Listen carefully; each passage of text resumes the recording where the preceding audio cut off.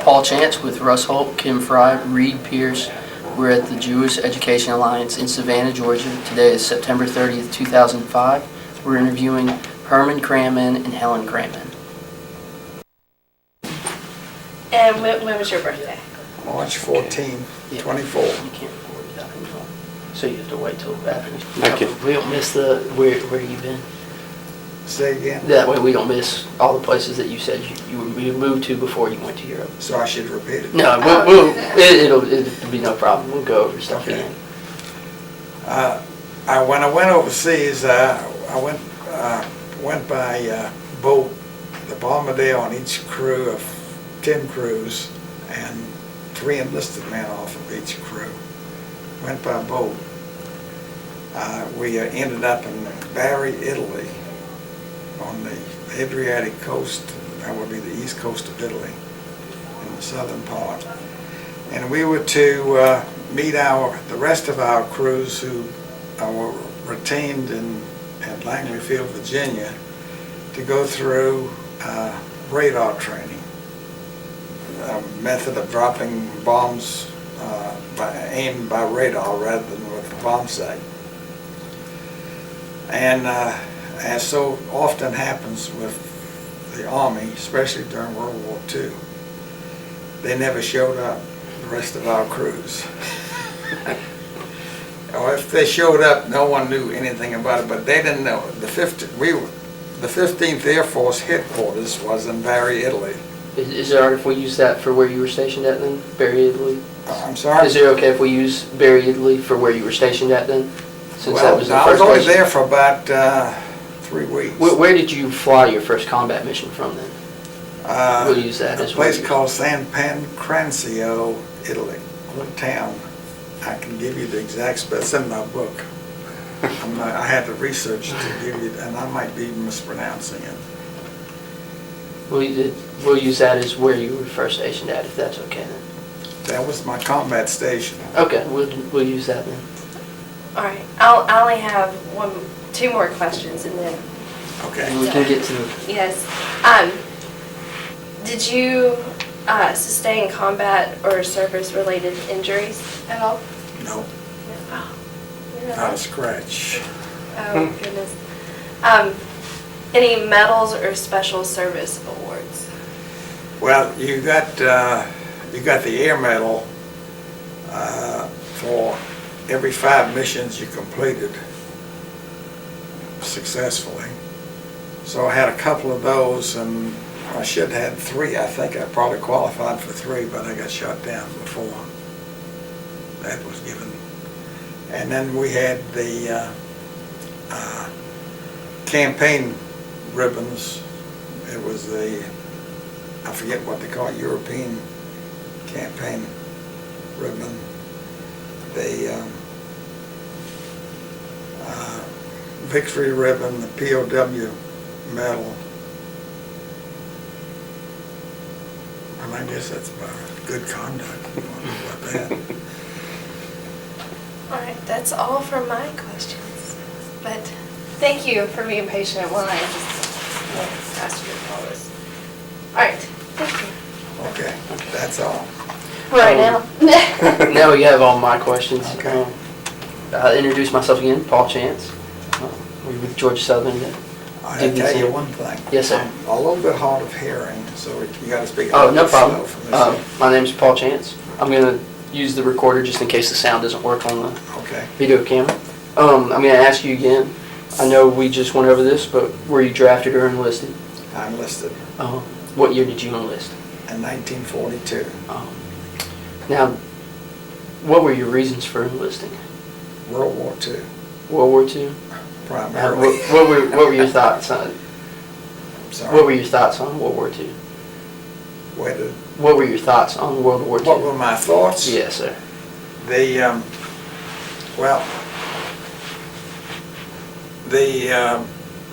What was happening in Germany during World War II, the beginning of the Holocaust, was my primary reason for wanting to be a part of World War II. And by enlisting, I had no guarantee that I would go to Europe. I could go anywhere in the world, wherever they sent me. And I was happy to go to Europe. That's where I wanted to end up, doing what I was doing. As an 18-year-old, you don't have much say-so on where you're going.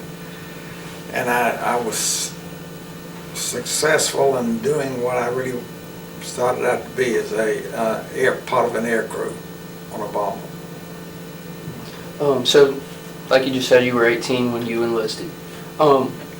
What kind of training did you go through when they moved you around from Texas and Virginia and areas like that? Well, in San Antonio, when you first became active in the Army, they gave you a classification test to see what you were best suited for.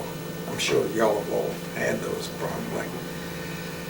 And everybody at that time, their desire was to be a pilot in the Air Force. Well, they said I couldn't be a pilot, I had to be a bombardier. Anybody that wasn't satisfied with that was headed for the infantry, so I figured that bombardier would be fine. Well, why don't you go through with us a little bit, just what kind of training they gave you during that time? From the classification center, they sent us to Houston, Texas, Ellington Field, which was the basic training. But in the Air Corps in those days, it was called pre-flight training. And it was classroom study and drills, Army stuff. Inspections, parades, learning how to march, and classroom. Yeah, we marched everywhere we went. We got up early. You just learned the Army procedure there. When you finally made it to Europe and you started your missions that you were doing. I'm sorry. You wanted me to continue on? Oh, yes, no problem. Continue. And after graduating from the ground school, pre-flight training, we went to advanced bombardier school, and we were trained in the bomb site. We had first started off on the ground rather than flying and dropping bombs helter-skelter. We learned they had a mechanical setup that you were on they had a bomb site on a very tall, about a 15-foot moving platform with simulated flight. And they had a little bug, we called it, about the size of that trash can over there, with a target on it, just like you would be shooting a bullseye. And it would run across the room, and we had to chase it. The bomb site was connected to the controls on the tower. And by correcting and coordinating the movements of the two, which the bomb site that was the purpose of the bomb site, we simulated dropping a bomb. When just at the time that the bomb would hit the ground, a little trigger would come out on the target and tell where you hit. So we practiced that about a month before we actually got in an airplane with an instructor and dropped live practice bombs, doing the same thing. The bomb site is connected to the automatic pilot of the airplane. And what it does is compute ground speed.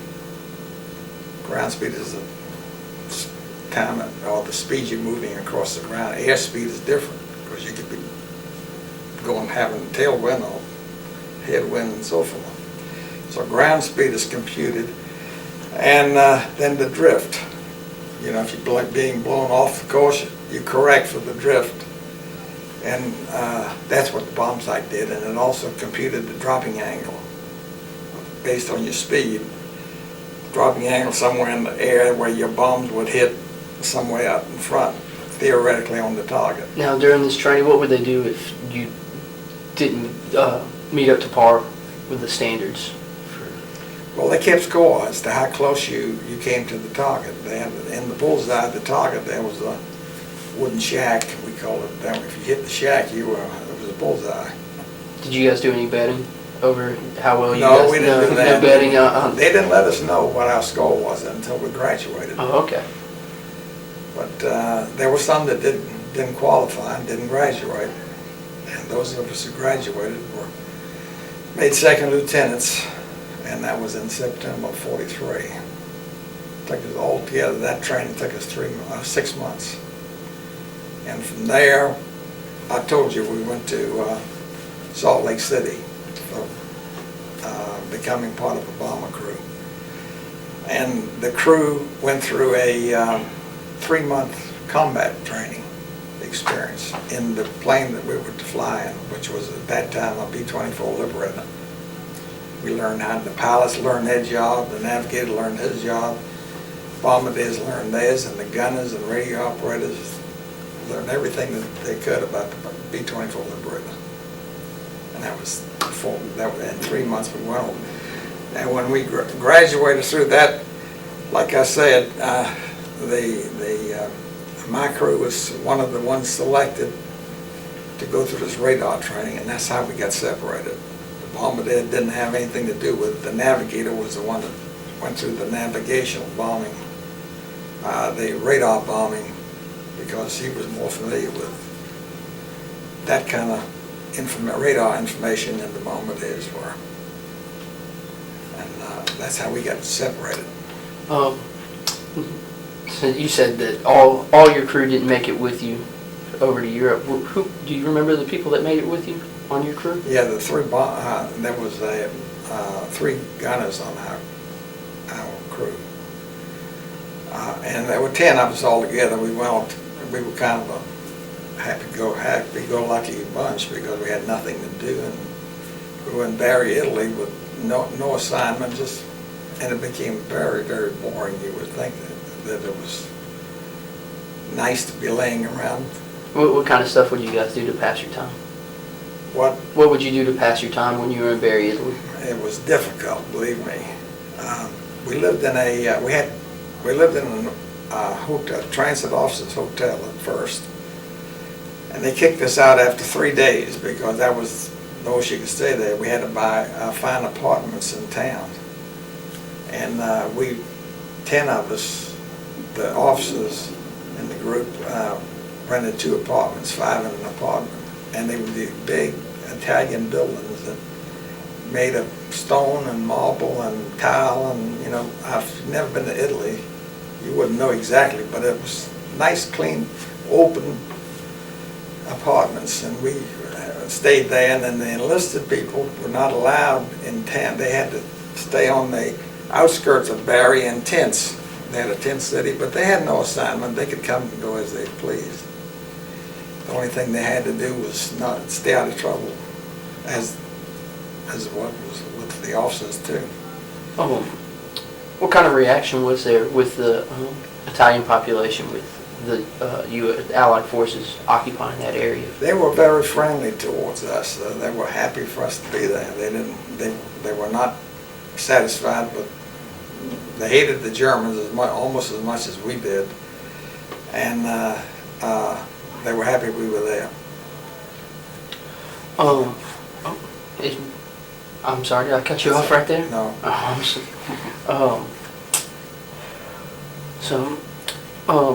I mean, is there any particular missions once you got to that stage? Well, let me tell you about one of the coincidences that happened in a war.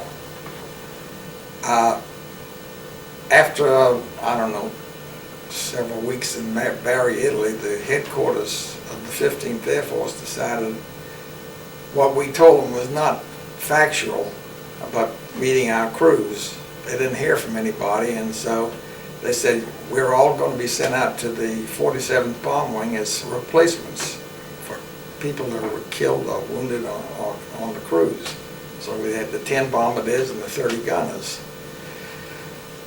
And we were sent out, and then we got to the 47th Bomb Wing, which was like a division in the Army.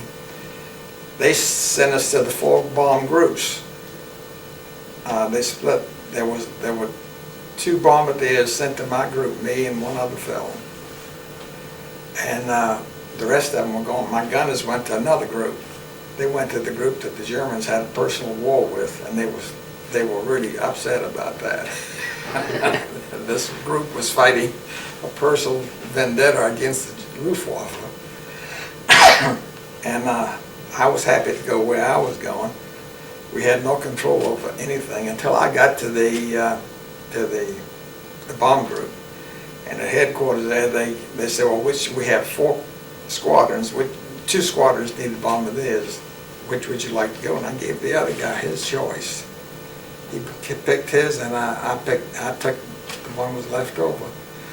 And a Jeep came over from the squadron to get me, and as we were riding back to the squadron headquarters, the driver told me that our crew from the United States just came in, a new crew, short a bombardier and 3 gunners. It was my crew.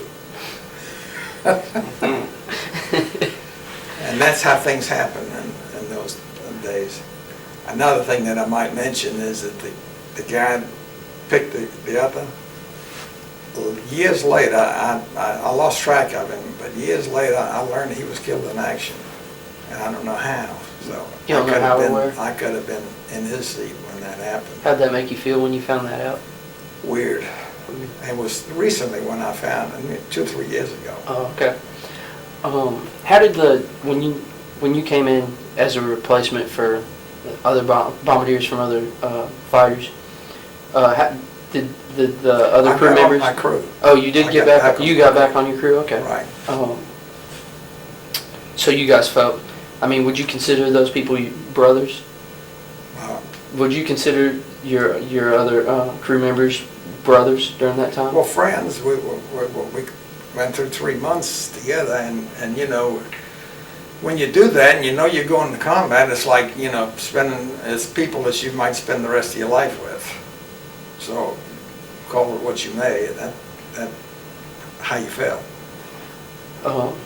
Now, when you went on your first mission, were you worried at all? Did you feel you were significantly trained and prepared to? Oh yeah, I knew my job. We were all pretty well satisfied with our jobs, although we could have used more. But in the war, they were shooting them out like crazy. They were building the Air Force because we started with nothing in the way of bombers, and when Pearl Harbor began, and by the time the war ended, the 8th Air Force in England was able to put up 2,000 bombers on any one day. And the 15th Air Force in Italy were able to put up about half that number. Talking about Pearl Harbor, do you remember where you were when Pearl Harbor happened? Yeah, I sure did. Where were you? It was a Sunday, and the girl that I had a date with, the girl that I married, and there was another couple with us, and we were in the car, and we were just, you know, lollygagging around, and we got out to take some pictures. And then on the radio, we heard that Pearl Harbor was attacked. I was 17 at the time. My wife was 16. Is that when you decided that when you could, you would enlist? Well, I thought at that time that the war would be over before I got turned 18, because I knew that we had, you know, this country was too powerful to let Japan defeat them, but we almost were defeated. No one had any idea that we were so ill prepared for what happened. What kind of stuff would you hear on the radio after Pearl Harbor? What kind of stuff? About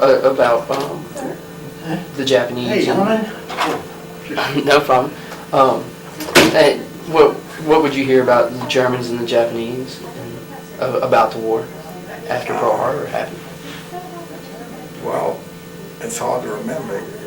I don't know how to answer the question. It was like, it was nothing like today where people are betting on our enemies to win.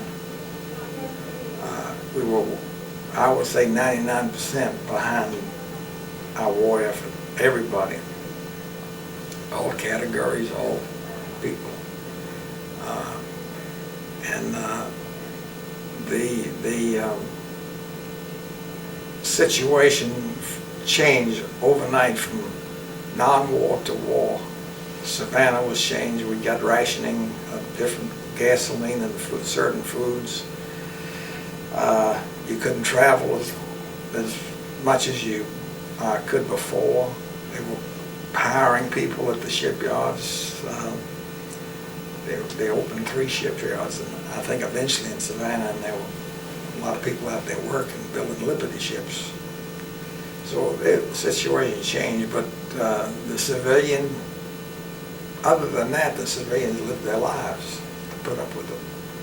The ones that were in the service were living our lives. Those of us, I should say. We thought your wife was going to be here with you today, and we had some questions we were going to ask her I didn't also. know that she was not supposed to be here. We- I mean, she was supposed to be here. Well, she wasn't supposed to. We were told that she may come, so we had some questions that we were going to ask her also. But I'll ask you also, how did you correspond with her, and how often did you correspond with her? Always. We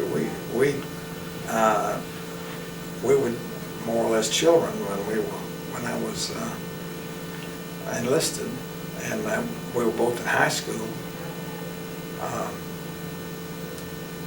We corresponded the whole time that I was in the service, and even when I was shot down and became a POW, I sent her letters. When I was a POW, I heard from no one. I got no letters for 10 months, so I didn't know what was happening at home. But I was able to write 3 one-page letters a month and 4 little postcards a month. Germans rationed everything.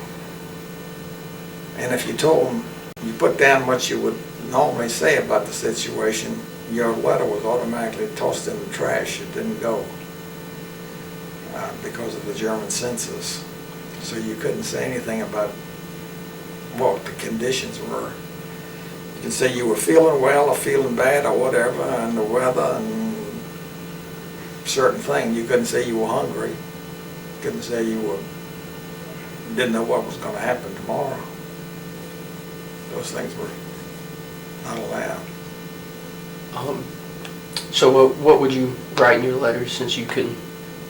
Because of course I'm sure she was worried about your condition. Well, by then her family moved to California.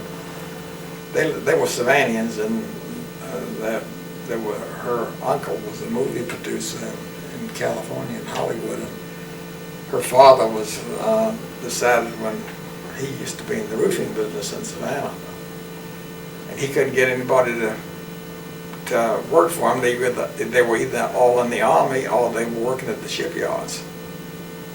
And so he couldn't stay in business, and he was out of business, and he decided he'd move to California and work for his brother, which is what he did. I'd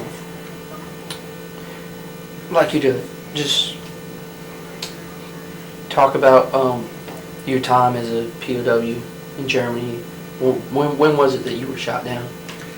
The date was July the 14th, 1944. It was near Budapest, Hungary. Our formation of bombers was strafed by 3 ME-109s. You know what they are? Yes, sir. And they started a fire in our bomb bay. Those old B-24s had fuel lines going from across the wings where the fuel tanks were.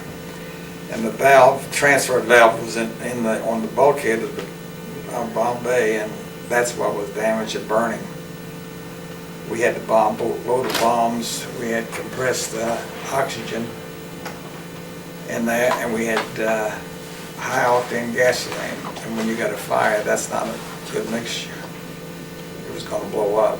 And the pilot rang the alarm bell, and it rapidly rendered a ungodly sensation in at least my brain that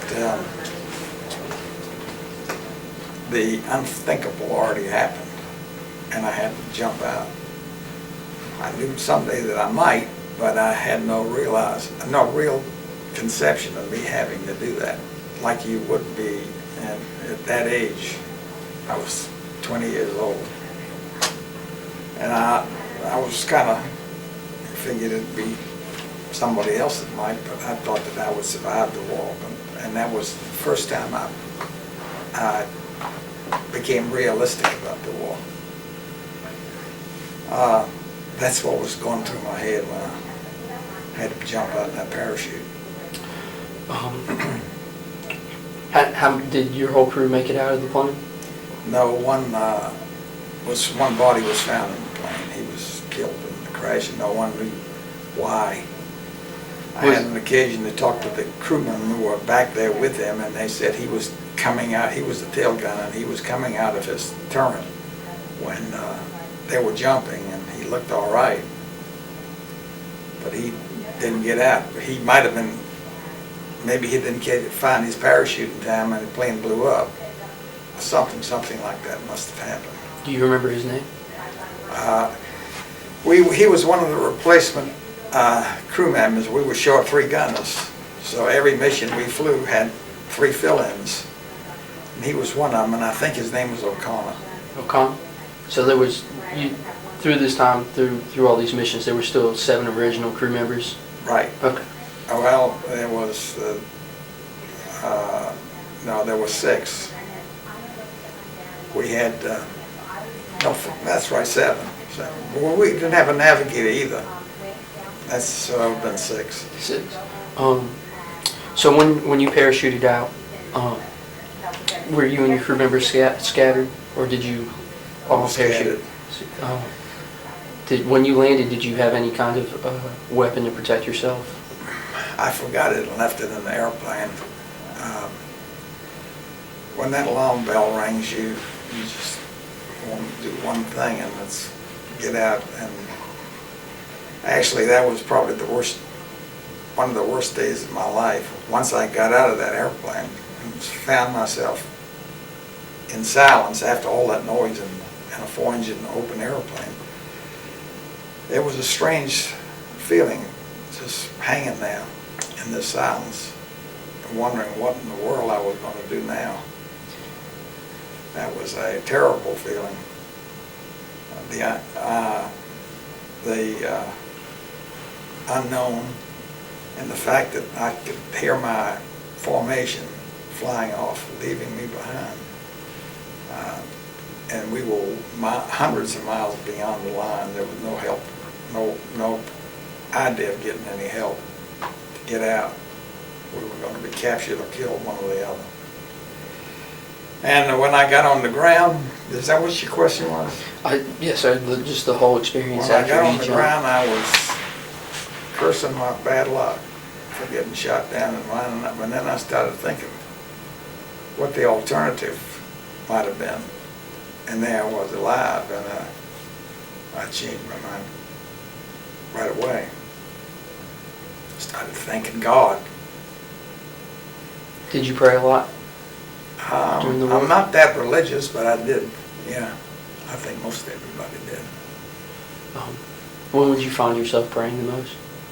I'm sorry? When would you find yourself praying the most? Anytime. Anytime. Anytime.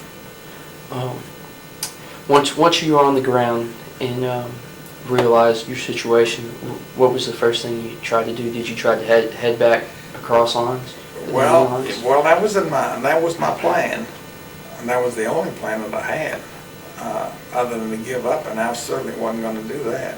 But when I landed in my parachute, I landed through some trees, and I had absolutely no feeling. I mean, my adrenaline was running so much. I landed flat on my back hard through these tree limbs, and didn't feel a thing. And I did hear noises. I heard shouts, and I heard some gunshots, and that was the rest of the crew who landed ways away from me, except for the pilot. The pilot and I were separated from the bulk of the crews, because he was the last one out. And I fell a long ways. Being a bombardier, I knew that you could fall a ways before you had to open your chute. I can't remember the minutes now it takes to go 5 miles. We were 20,000 feet up. But it's not, you didn't have to snap it off right away, and you don't want to, because if you're hanging there in a parachute, formations of bombers can't turn. And if you're hanging there and they're running over you, you're in bad trouble. Did you ever hear any stories of that happening to anybody? Yeah, that happened. That did happen, but I didn't have any way of seeing it or anything. I've heard it had happened. So one of the things that you had to do was wait a little while before you opened your chute. And also, you couldn't breathe at 20,000. You might pass out from oxygen, or you could breathe, but you didn't get enough oxygen. So they always said wait a little while, and that was the only instruction that you get from the parachute training. Wait a little while before you go. And they also said if it doesn't work, bring it back, we'll give you another one. So that was it with parachutes. So the rest of the crew was captured right away, and the two of us, the pilot, I didn't know where he was, and he didn't know where I was. We were separated from him, and we were both free for a while. I was free for about 6 hours, and he was free for 2 days. Now, how far did you get during those 6 hours? Well, I ran out of the woods into what looked to me like a rather large excavation, like somebody at one time or another had given up on digging a canal. That's how it looked. It was long, and it was overgrown with weeds. There was no water in it. And the weeds were shoulder high as I was running through them, because I was running away from the shouts that I heard in the shots, which was deeper into the woods. And I figured this was a good place to stay, because nobody could see me, so I just sat down in the weeds and stayed there. It was July, hot. It was about 10 o'clock in the morning when I got shot down. And I was in heavy fleece-lined clothing. I had to get all that off and take off my coveralls. I had a khaki shirt and pants on. We dressed that way to maybe blend in with the civilians. We didn't have any insignias or markings to indicate that all we had was dog tags to indicate we were military. And I stayed there and baked in the sun until about 4 o'clock in the afternoon, when I had to get out. And it's a long story why I had, and it's not very important, and I won't go into that unless you want me to. I was captured later on by the Hungarians. If you wouldn't mind going over why you had to leave. Well, there was things had quieted down. I heard shouts, and I saw people walking on the bank of this excavation that I was hiding in. I could peek through the grass and still be hidden. I saw one guy looking in there, trying to see if I was there or anybody was in there. He didn't see me. And then after a while, when things quieted down, I figured I'd just stay there. And I was baking in the sun. I had nothing to drink, and I was just dying for water. And this old couple came in, and they were digging up some kind of a plant that they were putting in a bag. It's evidently some kind of wild green that they ate, I guess. And he had this big scythe that he was swinging, cutting this tall grass with, headed right in my direction. and they were probably as old as I am, but they were kind of feeble, the two of them. She was there helping, and he was doing the swinging, and she was picking up the stuff whatever they were doing. And I had to get away from them. So I just crawled through the tall grass and got far enough to where I knew I could outrun them, and then I ran up the bank of the other side, and they never saw me yet. I don't know whether they had bad sight or not, but I hid behind a bush. I didn't want to go over the bank of the thing because I knew that somebody could have been up there. So I just stayed there behind this bush and watched them, and they found where I was. They found all my flying clothes. And it was a big find for them. They looked around to make sure nobody was looking, and stuffed it in their bag, and they had a good winter clothing. And I knew I couldn't stay where I was, and so I climbed up to the lip of the wall where I was going up to. And there was no one there, so I just walked in the open. I was in my khakis, and I figured if anybody came across me, I'd see him from a distance and I could head another way. And I was looking for water. And I eventually got to, I did pass another guy on the other side of this canal. Did he happen to see you? He saw me and I saw him. And I saw him looking at me. We were about from here to beyond that house across the street there. So it was definitely good over ways- 100 it's yards. a good way. We couldn't recognize each other. And so I waved at him. He waved back. He kept going. And I walked through some woods and I found a creek, and God knows what was in it, but I drank whatever it was. I had water purifying pills, but I lost that when I landed, my parachute landed. They had escape kits. This is so detailed. I hate to hit detail. Oh, that's everything's fine. But anyhow, I lost the packet with the important stuff in it to keep you alive. Vitamin pills, tubes of energy stuff, water purifying pills, matches, things of that nature is what I lost. So you had no equipment with you? I had maps and a compass and a hacksaw. There was 2 packets in the escape pit. What I had was the stuff that I really didn't need to keep alive. So I just drank the water, and I was still thirsty because it was just a slither of water coming down. It wasn't like a deep stream. And then I saw a church, and there was a lady and a baby on the lawn, and there was a lawn in front of it. And I had to go get some water. And I knew I don't know what was going to happen. I didn't know, but I was so thirsty. I thought I'd get some water at the church. And I walked out to the woods, and I walked up to that lady, and I know I scared the devil out of her. She was so nervous. And I asked her for some water. She knew she talked Hungarian, and I didn't talk anything but Southern English. And she had a bottle of water, and I could have drank the whole thing, but I took a couple of swallows and gave it back to her and left her. And I don't know what she did, but shortly thereafter, I was captured by when there was a village nearby. And since she already saw me, I didn't want to go back in the woods and act like, I'm hiding in the woods. So I just figured maybe I'd find a friend that'd help. And I walked into it was the time of day when the farmers were coming in from the fields. And they were the ones that somebody set the alarm, and they all came in and captured me in a field.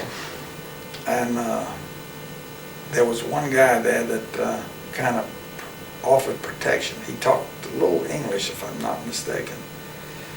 They searched me for weapons, and if I'd have had my gun, they'd have shot me with it, that I left in the airplane. As it was, they beat me up. They took me into this village, and they called the police to come get me. And that's how I got captured. Oh. Where do you know where your POW camp was located at? Yeah. Well, I was in Hungary at the time, but from there I went in. They sent me on the train with 2 guards to a jail, and then the next day, that's where the rest of my crew was, except for the pilot. And the next morning, they sent us to an interrogation prison, a real prison in Budapest, and we spent 10 days there before we went anywhere to be interrogated. Do you mind me asking what kind of interrogations they did?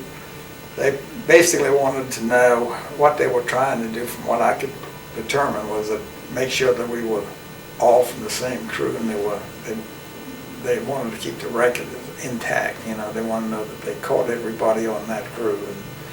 But I wouldn't tell them anything. I might add, when we were in that cell, it was a cell about from here to that wall, and it was about as wide to the end of from this wall to the end of that cabinet. So about 12 feet by 4 feet? Well, it was longer than it was wide. It wasn't too wide. Maybe it wasn't quite that wide. About halfway through that cabinet, I guess. Okay. About 10 feet maybe. It had a cot, a spring cot, a steel spring cot with a little thin mattress on it for a bed, and it had a little table about that big and a stool with no back on it.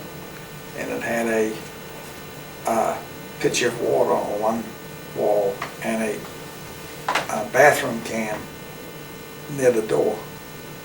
And 4 of us were in there for 10 days. And I hadn't had anything to eat. The guys that I met up with before the night we were shot down, they had fed. But I got into that little jail too late to get fed. I hadn't had anything to eat that whole day that I was shot down except breakfast that morning. And this was already the next, we got into Budapest the next day in the afternoon. And we didn't get anything to eat until about 5 o'clock that afternoon, the second day. And the dinner was 2 boiled turnips. And I hate turnips. And I ate turnips. And the next morning we had about that much coffee. It was not coffee, sorry. It was a bouillon. Just to show on camera. About that size cup. A little cup of bouillon, colored water. Nothing in it but liquid. And a small roll about the size of a donut, small donut. And that was breakfast. And nothing the rest of the day until 5 o'clock that afternoon. We had the greens from those 2 turnips. Boiled greens, turnip greens. So that's the way it was. That was the food for the 10 days we were there. When interrogation time came, they they called my name. I was the first one on the crew to be interrogated, and all along we were wondering what was going to be happening with the interrogation. And they called me, and I was always told to be very military with interrogators, telling your name, rank, and serial number and everything. And that's what I did. I walked up, saluted, and stood at attention, and he was trying to be very informal. This was a German, I believe, guy in the uniform. And he asked me beyond the name, rank, and serial number, and I wouldn't answer. And he kept getting more and more agitated. I know it's an active day, but then I didn't know what was going on.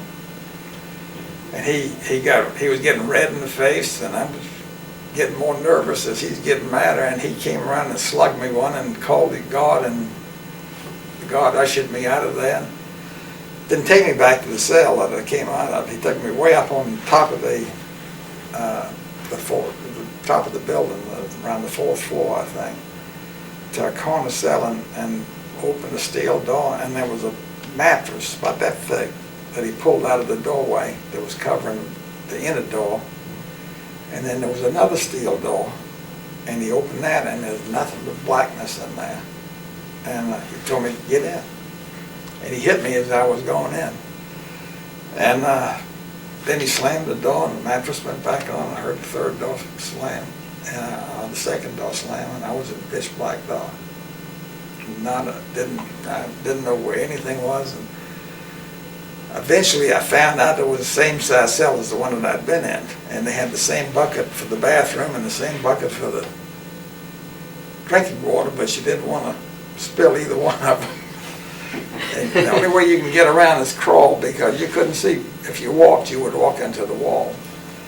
But after I got in there, I heard this hello. There was another guy in there that I hadn't seen until I never did see him. I just heard him. Do you remember his name? No, he was an Englishman. And he'd been in there 3 days. So I said, God, that's not going to be good. I'm probably headed for the same thing. But fortunately, I was only in there for about 24 hours. I was in there for enough to get the meal that night, the turnips, and the meal the next morning. What did you guys talk while you were in the cell at that time? What kind of stuff did y'all talk about? Neither one of us could talk about anything military, because he could have been a spy or I could have been a spy. So he told me that he was communicating through Morse code about banging the spoon on the wall to some people next door, and he could learn the time of day that way. And he told me that he was there 3 days, and that's about all that I remember about our conversation. It couldn't have been that much. He said we exercised to keep, you couldn't walk around, so we did some exercise stuff on the floor. Slept on the floor, had no bed, and ate whatever they gave us in the dark. We didn't know what it was. It could have been bugs for all we knew, but we were eating it. After about 24 hours, there was a shipment of POWs going to Germany, and of officers. They separated officers and enlisted men according to the Geneva Convention. And this was 30 of us going, and my pilot was there. I thought nobody saw him, and we thought he was killed or something, but he was there. They captured him. And the co-pilot was there. He was in the cell next to me before. We were the only 3 officers on the crew. The rest of them we never saw again. And they put us on a boxcar with some guards, and they sent us to Saga in Germany, which was Stalag 3. So that was my capture. When they took you to Germany, what were the conditions like there? It was probably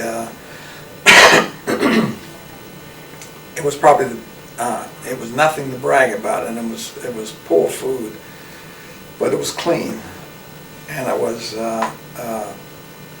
probably the best place. It was the best place I stayed in, but I can't say anything good about it.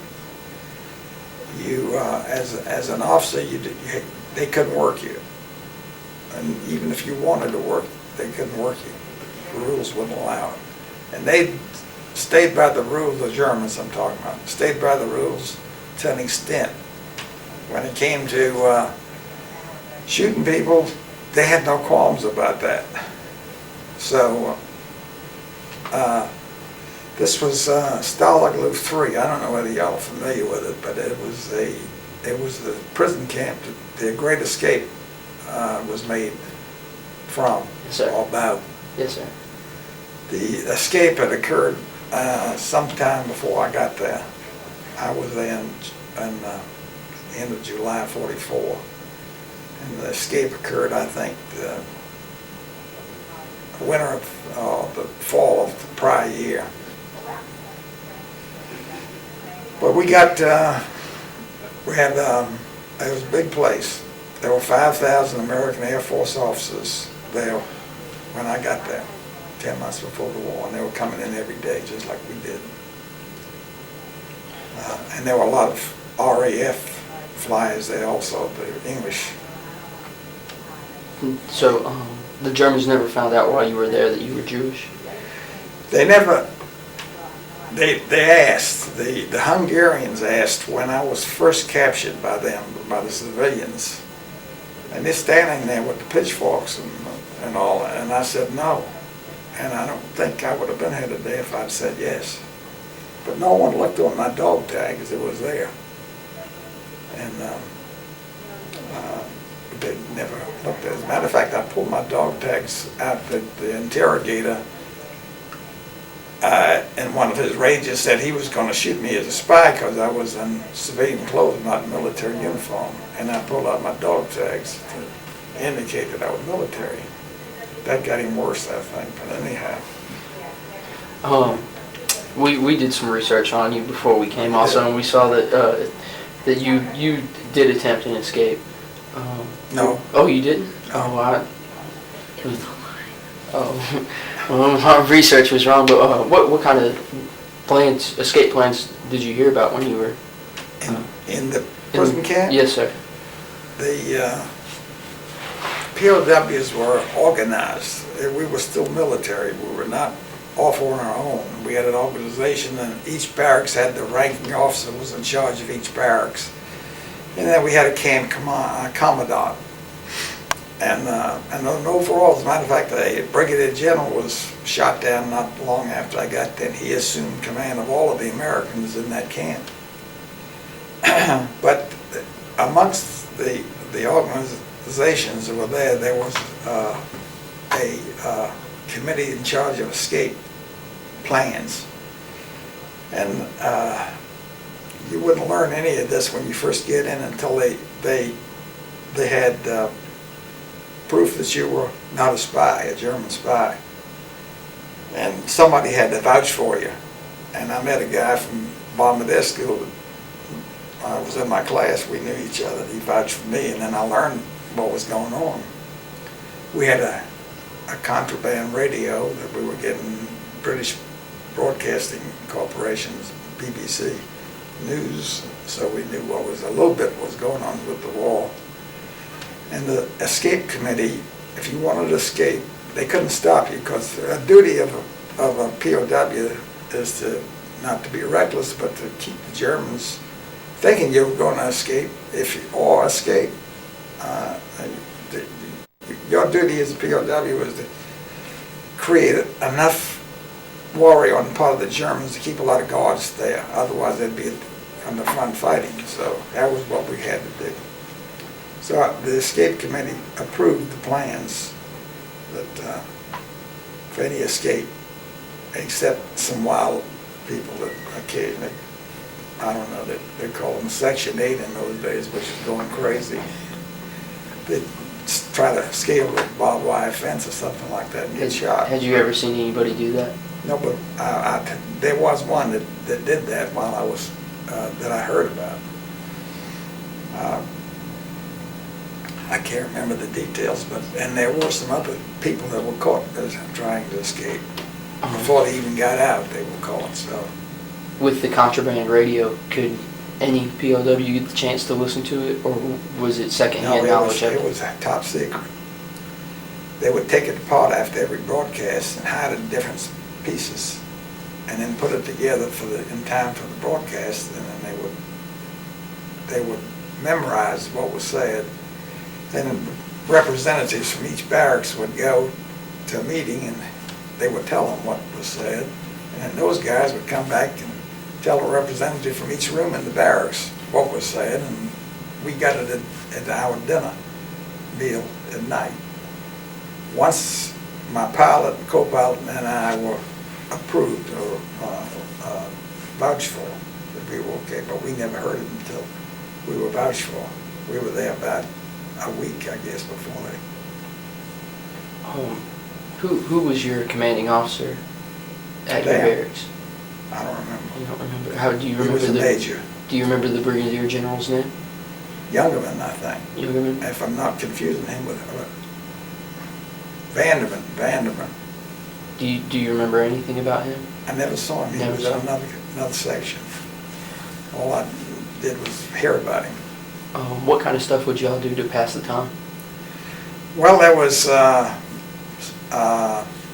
they had a small library, the Red Cross, International Red Cross and the YMCA and Salvation Army were responsible for getting stuff, recreational stuff to us. There was musical instruments that the musicians could play. There were books, non-controversial books, prior to World War II or something like that, fictional stuff that we had, that I used. And there was some sporting equipment like softball, that kind of stuff. And those were the things, our barracks, we had a softball league, and there were a number of people in each barracks. The barracks played in a league. My barracks, I was not playing, although I used to play, but I wasn't good enough to play with those guys. And I didn't want to play because there was no facilities if you broke a bone doing anything, there was no doctors there. They had a clinic but had nothing in it except sometimes an aspirin. There were one or two American flight surgeons, and he had any medicine they got, the Germans took. So I didn't want to get hurt. I wanted to stay healthy. And as a matter of fact, one of the reasons that I was convinced that I needed to do that was I'd heard that there was a guy from Savannah somewhere in our compound. And I knew the name because I'd heard it, and I can't think of it now. And I wanted to talk to him, meet him. I didn't know exactly where he was. And before I could find out where he was, he died of an ear infection, I'd heard. And it's not an infection, it was something that, in those days, and I can't think of what the terminology was, but whatever it was had to do with his ear, and it killed him. And I never remembered his name. I couldn't talk to anybody about it. And that was one of the things that I wanted to stay healthy about. Did you have any contraband when you were captured? Yes, I had my file that came in my escape kit. I hid it under my belt, right in the lining. I had a little slip. As a matter of fact, that was some of the preparation that they told you to do before you fix your clothes where you can hide things. And I put the file in there when I was on the ground, and I brought it into the POW camp, and I turned it in to the escape committee. They, by the way, they could do anything. They had people that could do. They were artists. They could make IDs, printed IDs. They could take pictures. They had cameras, contraband cameras, and they can make tailors that made clothes out of uniforms, civilian. We had all kinds of uniforms, which were contraband that the Germans had captured from the French and Russians and Americans, whoever they were fighting. They had uniforms that they captured, and I had some English wool pants that they gave me, and an army shirt and a French overcoat. That was my winter stuff. But they had people we had a show. The musicians got together, and the actors and the crowd put on a musical. It was around the end of the year, around Christmas time or New Year's, that we saw it. And they had uniforms. They made costumes out of painting the uniforms, different bright colors. I mean, it was really the best. I don't know whether my expectations were low because of where I was, but it was a good show. They didn't have, and the audience had to stand up and watch it because they didn't have chairs to seat people, and they had a building that the Germans provided because of the Red Cross. It's like an auditorium type room that it was. Well, we had that, but when we had to evacuate, all that was left behind. That was in the first camp. But boredom was very rampant. The main thing you had to do in that first camp was walk around the perimeter as exercise. If you wanted a private conversation, you walked around with somebody and you talked. They had, the food there was, we had Red Cross parcels. We got one a week per man, and then it was cut back to half parcel per week per man. That kept us going pretty good. The Germans gave us bread. Their bread, which was made of odd things, but 30% of it was wood chips that they chipped up into and made it into bread with flour. It was heavy, dark, and sour, really heavy. It's almost like a block of wood. Your stomach couldn't tolerate it right away and had to get used to it. They gave us the bread and they gave us potatoes, maybe 2 small potatoes a day, and we had 4 slices of bread per day. And we had a vegetable, sometimes cabbage, kohlrabi, or turnips, and sauerkraut occasionally, but it wasn't much. Meat we had one time in the 10 months that I was there, and I don't know whether that was real beef or whether it was, what it was from, but it did taste all right. And it was just a small amount. I don't remember how we ate it, but we did get. But you're familiar with blood sausage in New York? Nasty stuff, in my opinion. We got that, but maybe 2 or 3 times. But it's hard for me to tolerate. But I'm never satisfied food-wise. What would you consider, or what do you remember as your worst day as a POW? The day I got shot down, probably. There you go. The worst day, but there were lots of worse days. The most miserable period of time was after we moved to a place called another prison camp. Was in Nuremberg, Germany. The first camp was in a place called Sagan, S-A-G-A-N, which is now in a part of Poland. And the second place we went, we walked a while.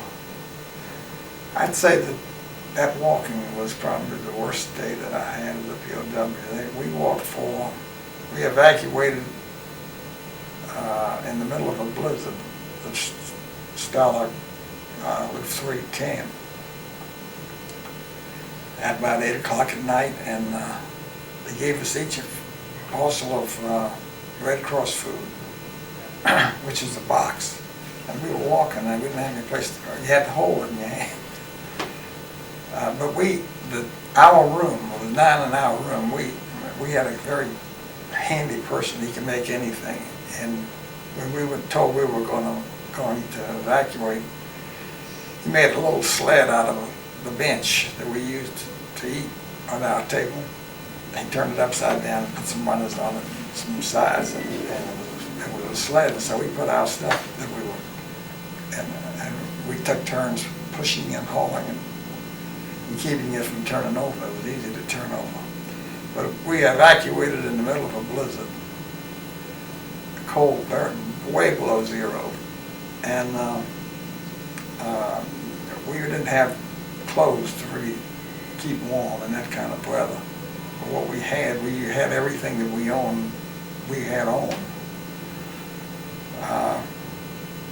And we walked all night. The next day we were supposed to get rest and shelter, and there was rest because we stopped walking, but there was no shelter. The weather was still cold. It was still blizzardy, but it started clearing up in the afternoon. But we couldn't sleep. There was no place to sleep, and we couldn't build fires. Had nothing hot to eat or drink, and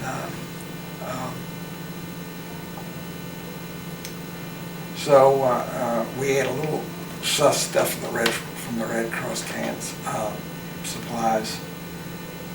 We did eat, and that night we started off again and walked all night. We walked 55 hours without sleep. We were falling asleep while we were walking, and that, I think, is probably the worst time I had. Those German guards were strict then too. You could get shot by walking off. If you fall asleep and you started walking off, the guards could shoot you. How many guards were approximately walking? They were about every 25 yards on either side. You know, they were old guys, unfit for duty probably. It's kind of not too bright. But they didn't care whether they shot you or not. What kept y'all going through all that time? What kept us going was everybody else was moving, so you kept moving. Well, I mean, through the whole experience as a POW, what made you? The fact that that I knew I was going to get out if I was fortunate enough to live, if they weren't started. We'd always heard rumors that they were going to execute prisoners if they got close to the end of the war. So we didn't know whether that was true or not. And then there was a time when they wanted to know how many Jews were in camp. And our commanding officer said, we don't keep those records. You have to find out for yourself. Well, I was a Protestant the whole time, but there were Jews. There was a Jewish fellow another one in my room. And they knew that was on the records, I believe. But they didn't follow through with that. They did it I think it had to do with the German commandant. Can we have a break for a minute? Yeah, yes, that's no problem. I'll hold it up. Yeah. This is the before graduation and after That's right. graduation. Yeah, you can sit down in the chair. I can zoom Yeah, in all the okay. way, and if you just want to hold it up like the way you And had. the other picture of when I was checked into This is all of Mr. Cranman's book. this is my crew and a picture of me in training.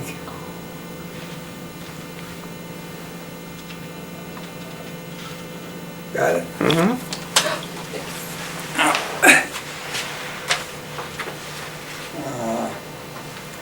That's the B-24 Liberator behind me.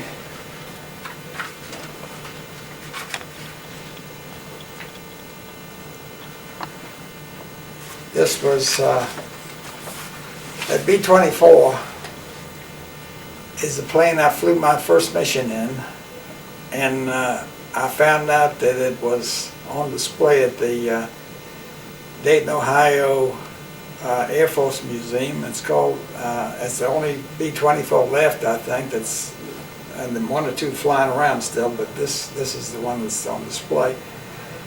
And it's, the name of it during World War II was called the Strawberry Bitch. And you can see it on there. That's the name, that's the one I flew my first mission in. And the other picture is the picture was in the paper when I was stationed in Italy. My uncle, the other fellow there, was stationed in Italy also, and the paper wrote up a little story about it. And there's probably another picture when I was shot down, I think.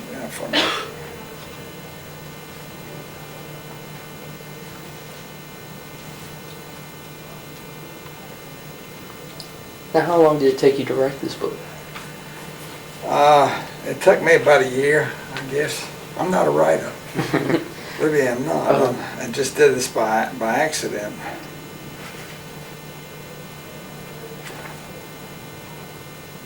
When did you write this? Several years ago, about 3 years ago.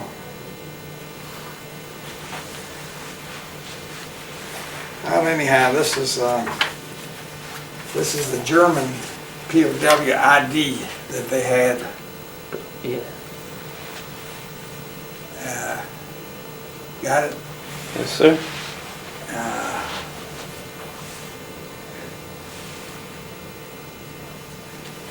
And there was one over here. There's a couple of this is the compound that I was in Germany.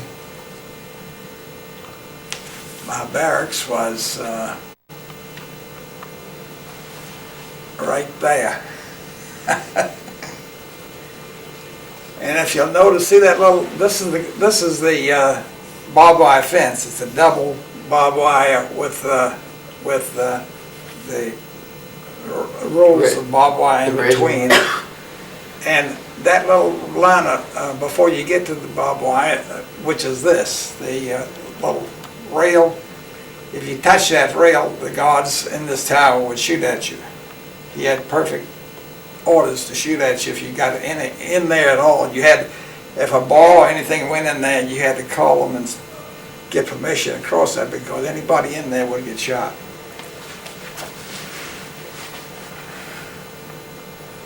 That was the first camp, just Stalag lived 3. The second camp in Nuremberg was full of vermin and lice and fleas. This is the copy. This is the cover of my book, which was painted by my wife Helen.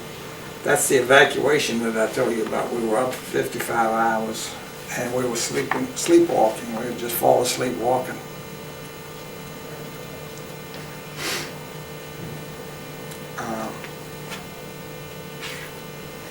This is the barracks, the vermin-infested barracks that we had, with the 3-tier cots all pushed together.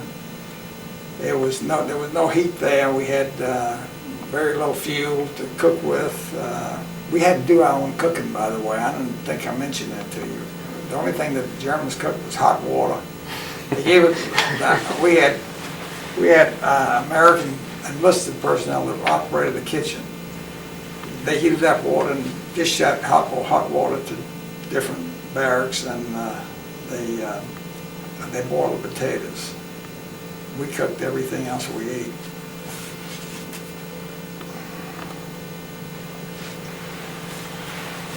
This is, you can't tell too much about that.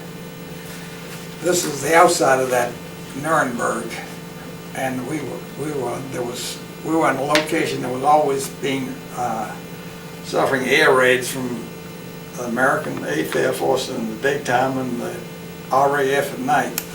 And these are the slit trenches that you could go into for shelter against bomb blasts, but they wouldn't let us go in. We stayed in the barracks while the Germans got in the slit trenches.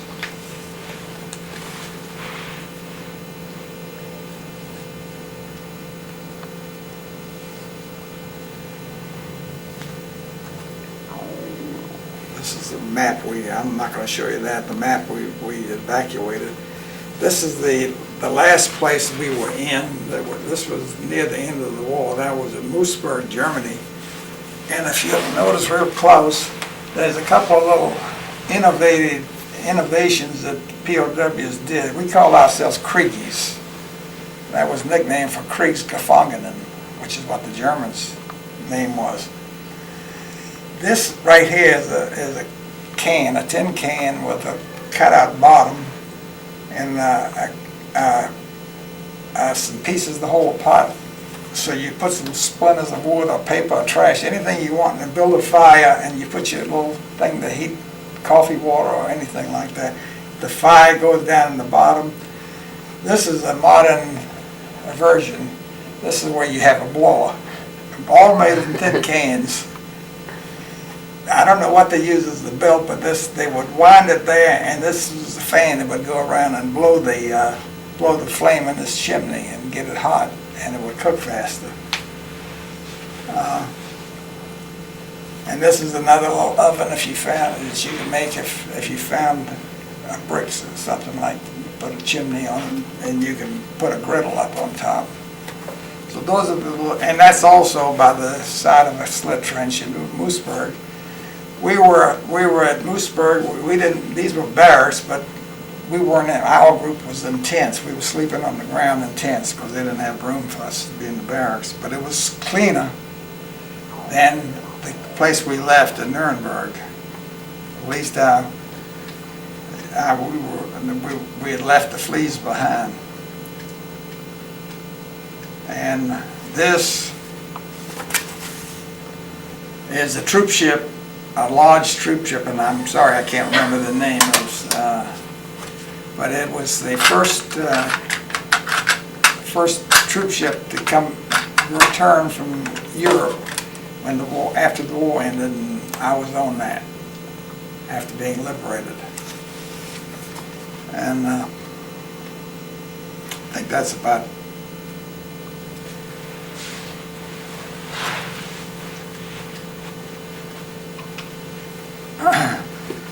And as the the engagement picture of my bride.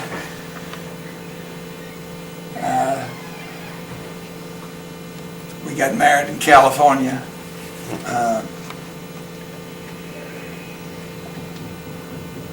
There we are on a honeymoon.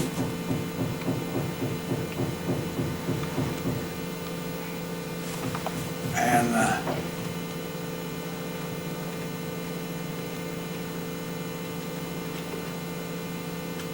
that's about it.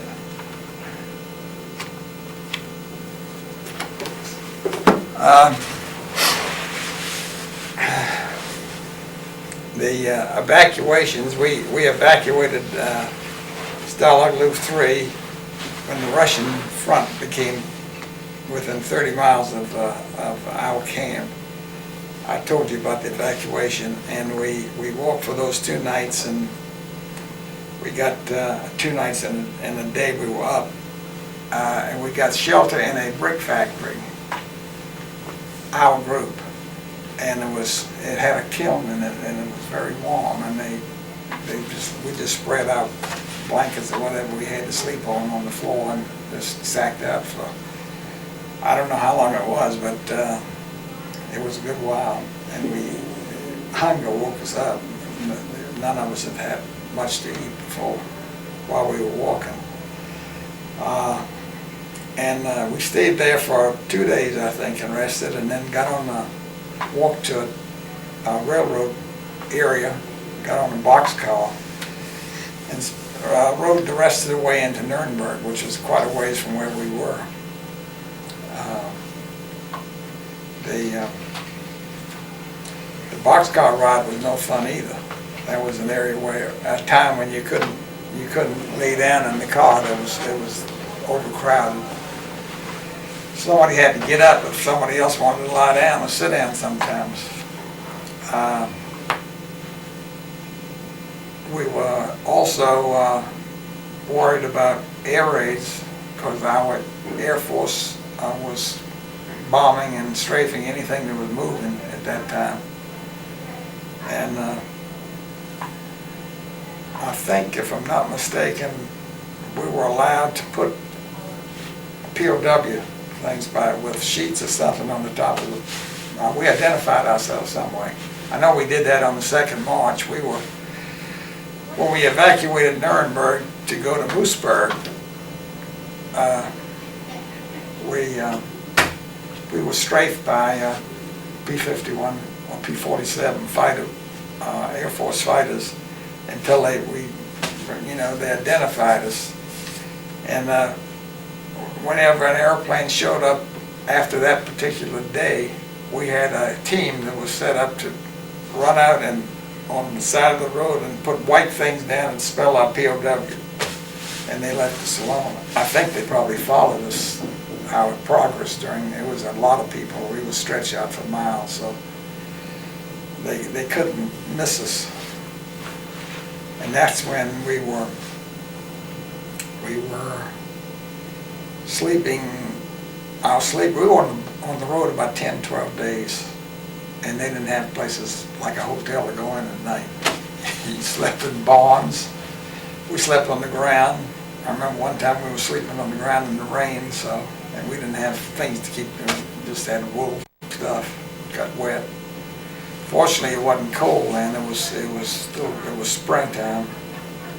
It was in March, and then the Germans knew the war was pretty much over. March of '45, just before the war ended, and we had pretty much free rein to go trade with the civilians.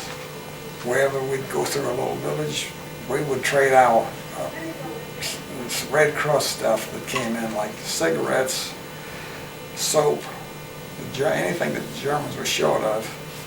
They would trade for bread, potatoes, eggs. Somebody got some beer in one of the somebody's basement, one of the German houses in the basement, and passed it around. And I don't know if anybody else did, but I had diarrhea from then on. I was sick for about 2 days, and walking in and being sick is difficult to do. The only good thing about it is that you didn't have much of an appetite, but you were still hungry. And we got into the third camp finally, and which is this Mooseburg place where we were sleeping on the ground, and that's where we were liberated finally by General Patton's Third Army. Do you remember the date on that? April 29th, 45. He came in. It was a big place. There were 50,000 Allied POWs there, and I don't know how many Americans were there, but there were a lot of us. And Patton, I didn't go to see him. I knew there was going to be a big crowd there, and he came in on a tank and made a speech, and he promised everybody to get within an hour or two, we'd have white army bread, which was a delicacy. And he did have it there for us, and I got my little hunk, and it tasted like angel food cake after that German heavy bread. And we were, that night or the next day, I can't remember when, it was really a rapid evacuation of that camp. We were deloused with, we stood in a line and they went through a powdering process of DDT. Y'all know what that is? Yeah. It's good stuff. It'll kill bugs, but it's toxic. It doesn't go away. Mm-hmm. And that's why they evidently quit using it, but it was really great for what we had. And we were blown with the powder, and we were lined up and marched out of the camp to about a mile or two down the road. And some of the guys, I couldn't believe it, began complaining because we had to march again. You know, we were marching for 10, 12 days, and we out there marching again when the Americans got us. But it was a joy to me. And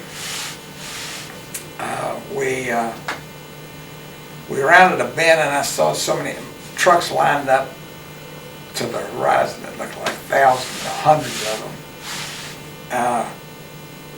So that kind of brought joy to everybody's heart. And we got in the trucks, and they started transporting us through some towns.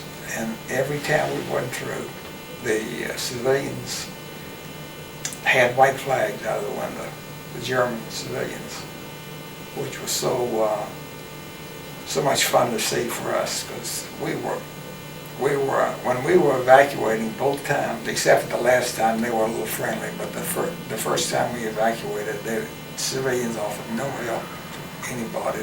People were leaving themselves in the street, and civilians on either side were watching.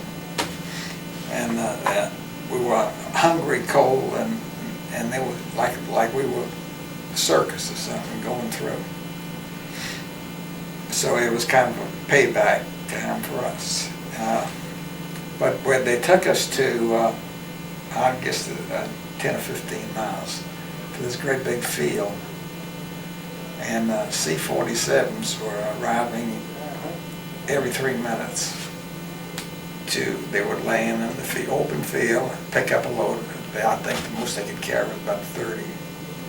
They would pick up a load, take off, and go to Le Havre, France. Come back, and it just lasted. Every 3 minutes there was a new one coming off and another one taking off, coming, landing, and taking off.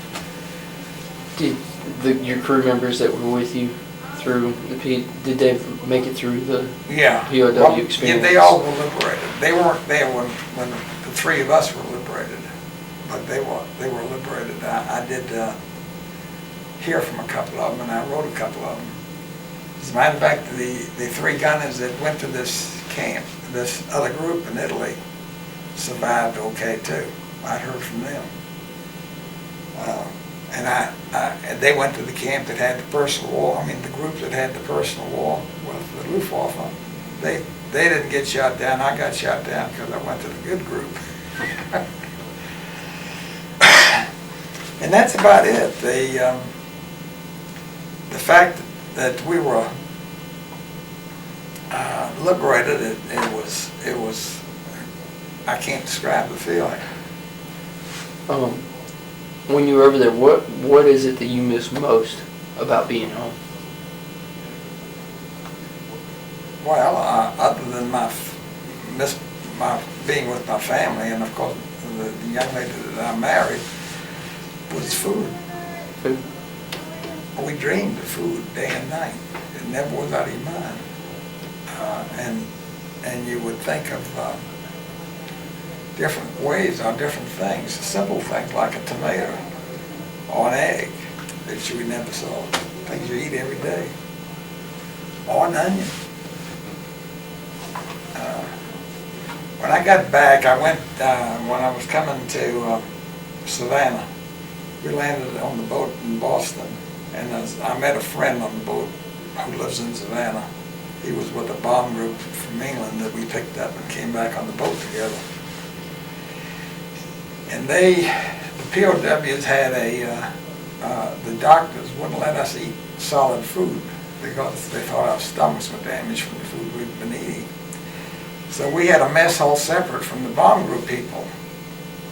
Ours was mashed potatoes, cream of wheat, soft stuff, a little bit of bread, and some eggs. Theirs was steak and, the good stuff. And my friend gave me his meal ticket to go in his dining room to eat. And so I was all right by then. I'd gotten rid of my diarrhea and everything, and I'm back to normal, and I was eating. But on the way home, we were riding the train together. We stopped in Atlanta to catch the overnight train to Savannah. And we had an afternoon in Atlanta to bum around. And we went in the restaurant, and it was time of day when the restaurant wasn't busy. It wasn't mealtime. It was between lunch and dinner, maybe 3 o'clock in the afternoon. And all the waitresses were standing around, and we were the only customers in the place. And I ordered, we sat down and I ordered 2 shrimp cocktails. And she brought them. And then I ordered a steak, and she brought that. And I kept ordering things. I don't remember what it was, but my stomach was such that I could never feel certain that I had enough. I always wanted more. And I did fill up, and they were looking at me in amazement, and then, what is this guy doing? And my friend explained to the waitress what